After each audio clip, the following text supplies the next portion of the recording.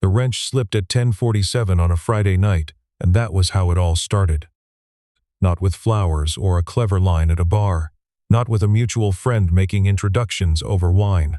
It started with a stripped bolt on Pier 14 in Halifax, a rusted winch that hadn't been serviced since the previous government, and a man named Callum Bryce bleeding quietly from the knuckle of his right hand, while 200 people in formal wear clinked glasses 40 meters away on the upper deck of the Harrington, the most expensive private vessel currently docked in Nova Scotia.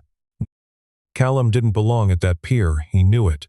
The security guard at the south gate had made sure he knew it, twice, before finally reading the work order and stepping aside with the particular look men give other men when they've decided to stop arguing and start waiting. Callum had tucked the work order back into his vest pocket, wheeled his toolkit past the velvet rope, and told himself this would take 40 minutes tops. That was 80 minutes ago. He sat back on his heels and looked at his hand. The cut wasn't deep. It just stung the way small things do when you're already tired, sharp and insistent, impossible to ignore. He wrapped his knuckle with a strip of electrical tape from his pocket, because that was the kind of thing he did now. He used to have someone who kept a proper first aid kit in the truck. Now he kept electrical tape in every jacket he owned. Maeve was 6. She'd been asleep since 7:30, which meant his neighbor, Mrs. Kowalczyk, had already locked up and left the spare key under the geranium pot, which meant the house was quiet and his daughter was fine, and there was absolutely no reason for the particular ache that settled into his chest whenever he thought about it. The quietness of it, the way fine and alone had started to mean the same thing. He picked up the wrench again. Farther up the pier, past the catering tents and the string lights and the low hum of a jazz quartet, playing something Callum might have recognized if he'd had the headspace for it, Petra Voss was standing at the railing with a glass of sparkling water she hadn't touched in 20 minutes, listening to someone explain a tax incentive she'd already approved in March. She nodded at the right moments. She smiled at the right moments. She had been doing both for so long that they happened almost on their own, like breathing, like blinking, leaving the rest of her mind free to be somewhere else entirely. Tonight, somewhere else was an email she hadn't answered. A question her lawyer had sent at 4 o'clock that afternoon, 2 lines requiring a yes or a no. She'd read it 4 times on the drive over and still hadn't been able to land on either. It was the kind of question that looked simple from the outside, a number, a date, a signature, and was actually everything. It was the kind of question that meant, what do you want your life to look like in 5 years? And she didn't know. And she was 39 years old, and she ran a marine infrastructure company with operations in 3 provinces, and she did not know. The man across from her was still talking. He had very good teeth. She wondered, briefly and unkindly, if he had ever asked himself what he wanted and genuinely not known the answer. Probably not. He seemed like a man who wanted exactly what he had. She excused herself with the smoothness of long practice. Just need to check in with my team. Lovely to see you. We'll connect on Thursday, and walked toward the far end of the upper deck, where the lights thinned out and the sound of the water came up clean and cold. She stood there for a moment, just breathing. Below her, at the base of the pier, someone was working on the winch housing for the secondary mooring line. She could see the beam of a work light moving steadily, methodically, and the occasional sound on metal rising up through the quiet. She watched without thinking much about it. There was something almost settling about it. The simple fact of someone doing a physical thing that needed doing, at night, without ceremony. Then the work light shifted, and she could see him more clearly. Mid-30s, maybe a little older, heavy jacket, with a contractor's logo on the shoulder, kneeling on the dock planks with the focus of someone who had decided its bolt was going to move tonight or he was going to die on this pier. His right hand had something wrapped around the knuckle. Electrical tape, she thought. She'd used that trick herself, once on a job site in St. John when she was 24, and still the one doing the physical work. She almost went back inside. She wasn't sure afterward why she didn't. The bolt finally moved at 11:08. Callum felt it give, just a fraction, and then more, and he let out a breath he'd been holding for approximately the last 40 minutes. He reset his grip and worked it the rest of the way, laid it on the dock beside him, and sat back with the particular satisfaction of a thing finally done. His knees ached, his back ached, his hand had stopped bleeding. Is it fixed? He looked up. There was a woman standing on the gangway above him, at the point where the upper deck met the pier walkway. She was wearing something pale and simple. He'd learned later it was silk, that the color was called champagne, that it had cost more than his truck payment, and she was holding a glass of something sparkling that she clearly wasn't drinking, and she was looking at him with a directness that he found slightly startling after an hour of being largely invisible. "Getting there," he said. "You've been at it for a while. Longer than I planned." She came down the gangway. Not all the way. She stopped halfway, close enough to speak at a normal volume, far enough to be clearly not interfering. She looked at the winch housing with the focused attention of someone who actually knew what she was looking at. "Secondary mooring line," she said. It wasn't a question. Housing bolt was seized. Previous technician over-torqued it, probably 2 service cycles ago. Should have been caught sooner. He paused. "You know winches?" "Professionally." He looked at her. She looked at him. There was a moment of recalibration on both sides. "Callum Bryce," he said, "Coastal Mechanical." Petra Voss. She didn't say anything else. She didn't need to. The name was on the side of the vessel behind her, and on the event banners, and on the commemorative program that Callum had seen sitting on a folding table near the security gate. Harrington Marine Group, 20th Anniversary Gala, in honor of Petra Voss, Chief Executive Officer. He looked at the bolt in his hand. He looked back at her. "I was expecting someone from facilities," he said. "I needed some air." She nodded toward the work light. "Do you need a hand?" "I think I've got it." "Okay." She didn't move. He went back to work. He was aware of her there, on the gangway, not in a way that was uncomfortable, but in the way you're aware of someone sitting nearby in a library. A kind of shared quiet that didn't require anything. After a few minutes, she said, "How long have you been doing this?" 12 years. Started with my dad's outfit in Dartmouth. Went independent 7 years ago." "Do you like it?" It was a strange question. Not many people asked it. They asked how's business or keeping busy, and he would say yeah, can't complain, and that would be the end of it. Nobody asked if he liked it. "Yeah," he said, and he meant it. "It's honest work. You can see when you've done it right." She was quiet for a moment. "That's rarer than people think." He tightened the housing plate and tested the tension on the line. Even, clean. He checked the locking mechanism twice. Old habit, his father's habit, and was satisfied. He started packing up his tools. "You're here alone?" she asked. She said it the way people ask about something they've noticed and haven't decided whether to mention. Neutral. Curious. "My apprentice had a family thing. I told him I'd handle it. It's a straightforward job, just..." He gestured at the empty space where the seized bolt had been. "Not always." "Fair enough." He zipped his bag, checked the site once more. Dock clear, line secure, housing fastened, done. He stood up and stretched his back, not caring that it was not a particularly dignified thing to do in front of a CEO. His back hurt. He was 40 years old in November. These were facts. "Well," he said, "all done. Sorry for the late finish." "Don't apologize." She said it simply, not sharply. "You came on a Friday night to fix something that needed fixing. That's not something to apologize for." He looked at her. She was looking back at him with that same directness from before, like she meant the things she said. "My daughter thinks I should get a different job," he said. He wasn't sure why he said it. Maybe because it was late and his guard was down, or because she'd asked if he liked it and he'd answered honestly, and it seemed like that kind of conversation. "She's 6. She told me last week that daddies should have jobs where they don't come home smelling like metal." Something shifted in Petra's expression. Not pity, he'd have noticed pity. Something quieter. "What does she want you to do instead?" "Work at the library," he said. "Specifically the one on Roby Street, because they have a fish tank in the children's section, and she thinks I'd get to feed the fish."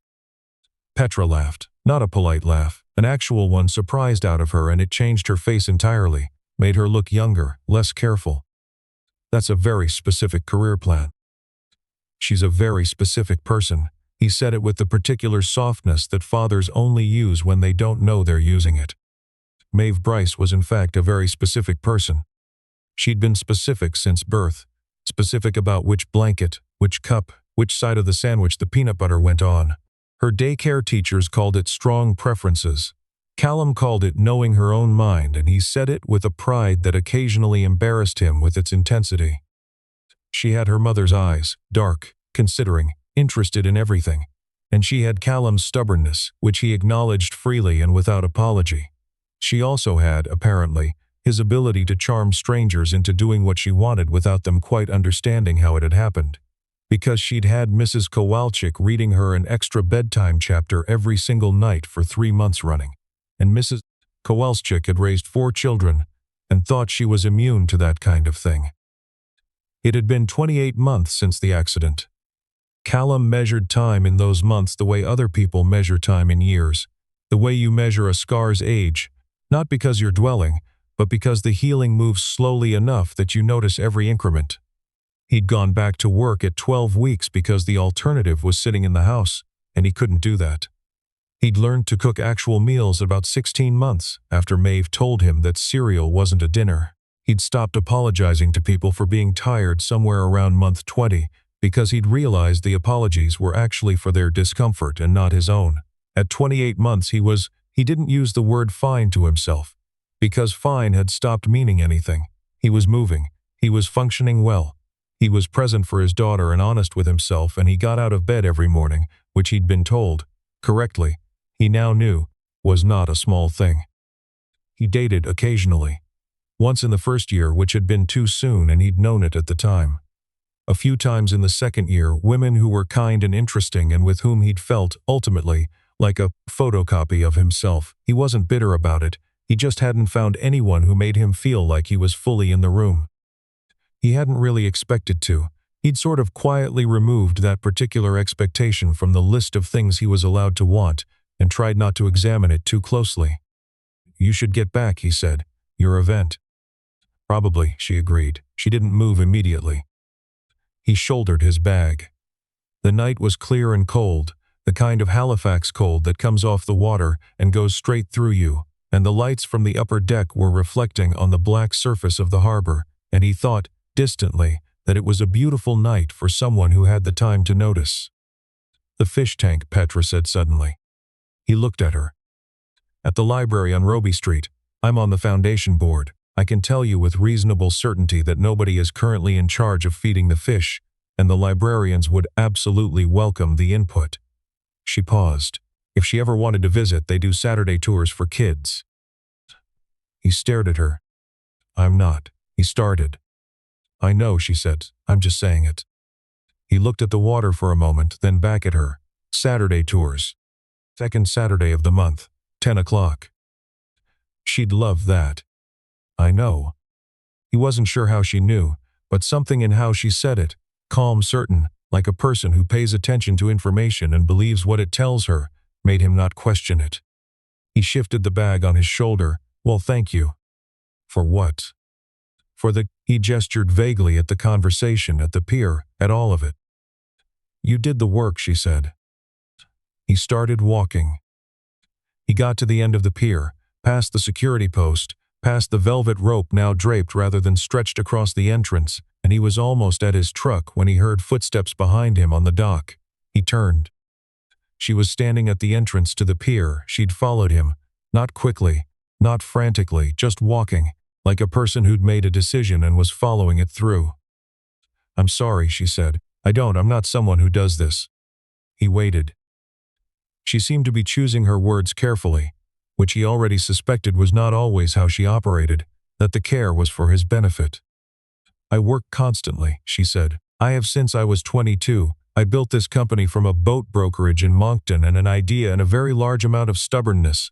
I am proud of that, and it also means that I have missed," she paused, "most other things, on purpose, because it was easier." He didn't say anything. He was watching her face. "I don't know what I'm saying," she said, and almost laughed at herself. "I haven't. I'm bad at this." "You seem fine at it," he said. "I'm not. I'm improvising." "So am I most of the time." She looked at him directly. That look, measured, clear, not flinching, felt like something he hadn't experienced in a long time. Someone looking at him and seeing him, not his situation, not his history, not the particular shape of his grief. "I have a board dinner next Thursday," she said. "It's at Lot 6. It starts at 7 and it will be over by 9, and then I will have nothing to do and nowhere to be for the first time in 4 months. He understood that she was not inviting him to the board dinner. I've never been to Lot 6, he said. Neither have I keep meaning to. Thursday. After 9. He nodded slowly. He was not sure this was the most sensible decision he'd ever made. He was sure that his daughter, if she knew about it, would find the fish tank library tour a satisfying narrative centerpiece. He was sure that he was standing in a parking lot in Halifax at nearly midnight in November, with grease on his jacket, talking to a woman who had followed him off a pier because she'd apparently run out of reasons not to, and that it was the most awake he'd felt in 28 months. Okay, he said. Okay, she said. She turned back toward the pier. He watched her go, the pale silk of her dress catching the light, her shoulders straight and certain, someone who had made a decision and meant it. He got in his truck. He sat there for a moment before starting the engine. Then he texted Mrs. Kowalczyk, "Everything okay?" The reply came back in under a minute, "Sleeping like a log. There's soup on the stove, don't wake her." He looked at the message for a long moment. Don't wake her. The ordinary miracle of someone watching out for you so completely that they give you permission to keep going. He started the engine. He told his friend Garrett about it the next morning over coffee at a place on Quinpool that Garrett claimed had the best breakfast sandwich in Halifax, and Callum was fairly certain was just the closest breakfast sandwich to Garrett's apartment. Garrett listened without interrupting, which was unusual. When Callum finished, Garrett looked into his coffee cup for a moment. "Petra Voss," he said. "Yeah." "Of Harrington Marine." "Yeah." "Who followed you to the parking lot?" "Yeah." Garrett put his cup down. "Callum." "I know. I'm not saying don't go." "I know. I'm just—" Garrett looked at him with the kind of look that only old friends can manage, the one that contains 17 years of history and no requirement to explain any of it. "Are you okay?" Callum thought about it seriously, the way the question deserved. He said, "I think I actually am." Garrett picked his coffee back up. "Good," he said simply. "Then go." Thursday was a good day. He'd finished a job in Dartmouth by 2, picked Maeve up from school at 3:30, gotten her through dinner and bath and bedtime with enough time to change his shirt and tell Mrs. Kowalczyk he'd be back by 10. Maeve had looked at his clean shirt and his combed hair and said, with the devastating perception of a 6-year-old, "Are you going to see a friend, Daddy?" "Yeah, Peanut." "An old friend or a new one?" "New one." She considered this. "Is it a nice new friend?" "I think so." Okay, she seemed to find this satisfactory. Then, "Did you know that the library on Roby Street has a fish tank?" He stopped. "Where did you hear that?" "Ella's mom told Mrs. Kowalczyk and Mrs. Kowalczyk told me." She delivered this information chain with complete calm. "I want to go." "Second Saturday of the month," he said, 10 o'clock. Her eyes went wide. "Sleep," he said. "Go to sleep." She made the deeply unconvinced face of a child who has decided to be cooperative but wants her objection noted. He kissed her forehead. He turned off the light. In the hallway he stood for a moment with his hand still on her door and thought, as he sometimes did when the moment was good, "Look at this. Look at what we've built, you and me. Look at us." Then he put on his jacket and went out into the cold Halifax night. She was already there when he arrived, not at a table, at the bar, with a glass of red wine and her phone face down on the counter, which he noticed and appreciated. She dressed differently than Thursday night. Less formal, more herself. Dark jacket, simple earrings, her hair down. She looked like someone who had decided to be off the clock and was following through. She saw him and something in her posture changed, relaxed, almost imperceptibly. He sat down. "Hi," she said. "Hi," he said. They looked at each other for a moment. Then she said, "I almost called it off this afternoon." "I almost called it off this morning," he said. "What stopped you?" "My daughter asked if you were a nice new friend, and I said I thought so, and then I'd have felt like a liar." Petra smiled. A real smile, not the measured one from the gala. "My CFO would be horrified to know that assessment carries the weight it apparently does. She's 6, she's my quality control." "I like that." "She'd like the fish tank." "I know she will." He ordered coffee. She raised an eyebrow. "Coffee this late?" "I drove." "There's a cab app." "I'm always the one driving home," he said. Not with bitterness, with a kind of matter-of-factness that she seemed to hear correctly, because she nodded and didn't push it. They talked for 2 hours. About the company she'd built and the choices that had cost her. About his dad's shop in Dartmouth, the smell of salt air and motor oil that he'd grown up inside of and never quite gotten out of his lungs. About what it meant to be good at something that other people didn't understand. About the difference between being capable and being seen, and how those two things rarely arrive together. About a lot of things. About nothing in particular. The bar thinned out around them and they didn't notice. At 11, she said, "I should let you go." Probably. Neither of them moved immediately. "I'm not looking for something simple," she said. "It wasn't a warning. It was just information." "I don't have a simple situation," he said. It was the same, not an apology. Just the truth. She picked up her wine glass, looked at it, set it back down. "I didn't plan on any of this. I want you to know that." "I believe you." "I don't." She stopped, then started again more carefully. "I walked out onto that gangway because I needed air. I watched you work on that bolt for 40 minutes and thought, that man is good at his job and nobody here has any idea he exists. And then I couldn't stop thinking about what you said, about honest work, about being able to see when you've done it right." She looked at him directly. "I think I've forgotten what that feels like." "You built a marine company from a brokerage in Moncton," he said. "I'm pretty sure you know what it feels like." "I knew. 10 years ago. Now there are enough layers between me and the actual work that I can convince myself things are done well when I don't fully know." She was quiet for a moment. "I miss knowing." He thought about that. About the bolt that finally gave, the moment of certainty he got to carry home. About the way Maeve's laughter sounded when he got something right, tickling her at exactly the right moment, reading a character voice the way she'd imagined it. The ordinary, undeniable metrics of a thing going right. "Come on a job site sometime," he said. "Nothing glamorous, just work." She looked at him. "Seriously," he said. "It's grounding. I don't know anything more grounding than a task you can complete." "Is that an invitation?" "Yeah." "Okay," she said. He put his jacket on. She walked him to the door, which she later said she'd done without thinking, and then felt slightly embarrassed by, because she wasn't sure who she'd thought she was walking to the door. They stood on the sidewalk in the cold, the city quiet around them the way Halifax gets after 11 when the wind is coming from the northwest. He looked at her. "Second Saturday of the month," he said. 10 o'clock, Roby Street Library. She looked back at him, and something behind her eyes shifted, some last-minute caution stepping aside for something quieter, something more certain. "That's in 4 days," she said. "Yeah. I have a site visit in the morning. It's at 10. She held his gaze. "I was hoping you'd ask," she said. He didn't say anything for a moment. Didn't need to.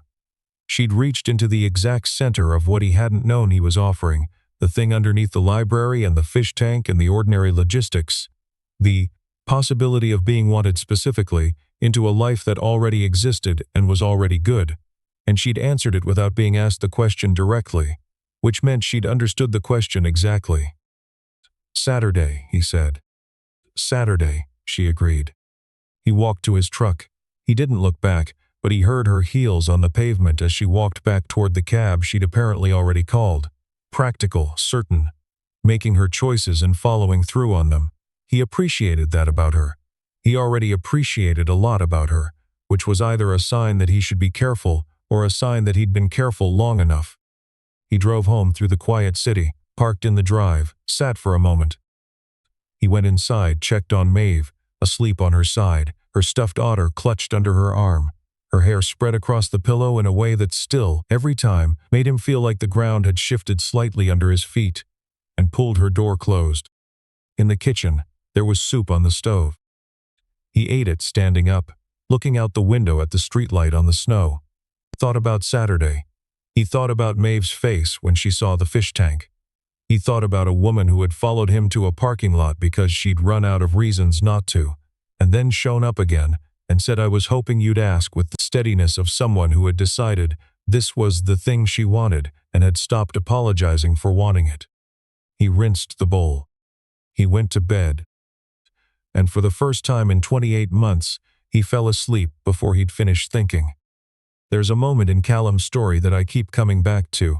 Not the big one at the end, not the line everyone will remember, but the smaller one. The moment he wraps his bleeding knuckle with electrical tape and goes back to work. Nobody asked him to notice that detail. Nobody filmed it. It just happened, the way quiet integrity always happens. Without an audience, without applause, in the cold at the end of a pier, nobody important was watching. I think about the kind of person that takes to show up on a Friday night with a seized bolt and a sleeping daughter at home and still do the job right. To wrap your hand and keep going, not because someone will thank you for it, but because the line needs to be secure and you're the one who knows how. That's not a small thing. That's a whole way of living, and most people either have it or they don't, and the ones who have it usually don't talk about it much. Petra saw it. That's the part that matters. She stood on that gangway and watched a man work. Really watch the way you watch something when you've spent years surrounded by people performing competence instead of actually having it, and she recognized something she'd been missing. Not in a person, in herself. The feeling of knowing, with your hands in your gut, that a thing was done well. She'd drifted far enough from the actual work of her own life that she'd started to lose that. And seeing it in someone else was like a reminder of a language she used to speak fluently. That's what I find genuinely moving about this story. It isn't really about romance, though it is that too. It's about what happens when two people who are both, quietly doing hard things, recognize each other across a distance neither of them expected to cross. Callum had been carrying grief and fatherhood and the daily weight of keeping a life intact, alone, with electrical tape and soup on the stove and a 6-year-old who had strong opinions about the library on Roby Street. Petra had been carrying the loneliness that comes with building something enormous and finding out, partway through, that you built it so efficiently there wasn't quite room for anything else. Neither of them was broken. That's important. They were both doing the hard, patient, unglamorous work of being good at their jobs, good to the people who depended on them, honest with themselves about what they didn't have figured out, and I think that's exactly why it worked. Not because they completed each other in some neat, romantic sense. Because they recognized in each other the same commitment to showing up, doing the thing correctly, and going home and making sure the soup was on. You can't manufacture that. You can't perform your way into being the kind of person who wraps their knuckle and goes back to work. You either build that in yourself over time, through the small daily decisions about whether to cut corners or do it right, whether to be honest when it costs you something, whether to keep going when the bolt is seized and the night is cold and there is nobody watching, or you don't, and the decisions compound. Over months, over years, they compound into a person, the kind of person other people can tell right away is real. Maeve already knows this, I think. She's 6 and she knows her dad is real. That's the whole story, really. The rest is just a very cold pier and a very good Friday night.